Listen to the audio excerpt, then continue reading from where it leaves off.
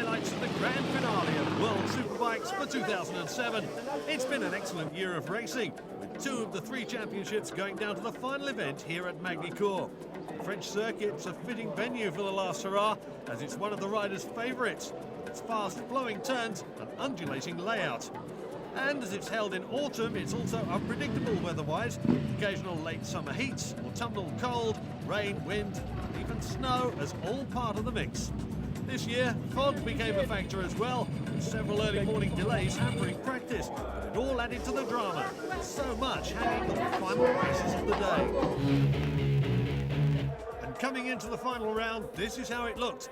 After a disappointing round at Vallelunga in Italy, James Toseland has allowed Biaggi and Haga the chance to narrow the gap in the title chase and keep the championship alive. Although he still leads by a dominant 29 points, Biaggi, with a win and second place last time out, has overtaken Haga to hold second place. And there's now just 4 points between them.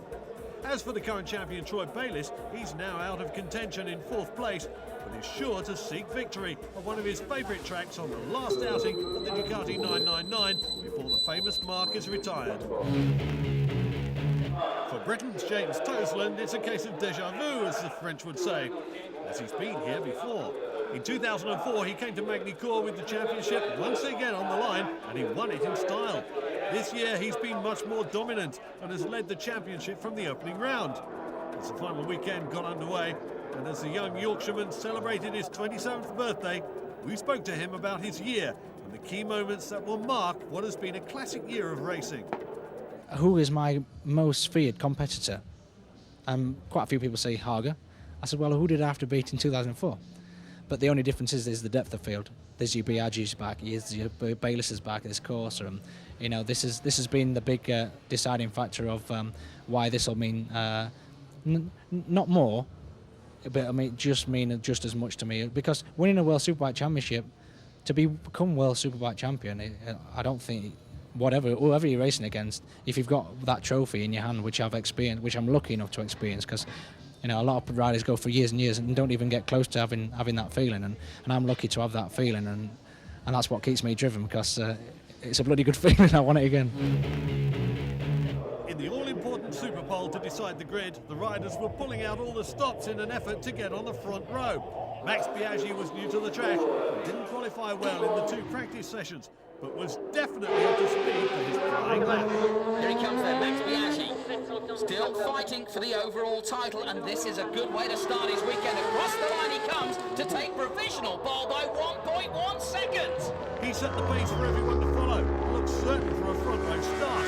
But then James Toseland put in what looked like the most uncomfortable lap of the day, but it was very fast. This is as an aggressive lap as I've seen from him. He fell in Superpole last time. It's not detracted his nerve at all, because the new future world champion has just gone almost half a second quicker than Biaggi. 1:38.5. I never thought we'd see those sorts of times. That was brilliant. Troy Corso missed the Superpole. He was once again smooth and fast. He couldn't match James's time and had to settle for 3rd fastest. Then came German Max Neukirchner. Not usually a factor on a 2-year-old Suzuki, but he traded that in this week. He was on the full factory K7 Altstari Suzuki of Yukio Kageyama, who was out injured. Max had definitely been given a new lease on life and wanted to show what he could do with the right equipment. He sprinted around the French circuit, sweeping all before him, and was on line to take the pole. And we knew he was down on power. We didn't know how much, or at least I think the chassis. Not so much horsepower. Horsepower isn't the problem. It's power delivery and how well the suspension works. Across the line he comes, just missing out by 0.023. But that's second quickest and ahead of Corsa. Bayliss the last man to go, but despite going faster than he had all weekend, he could only pull off a time good enough for the second row alongside Biaggi, who also lost out. And James Toseland took his 4th career pole at the perfect time.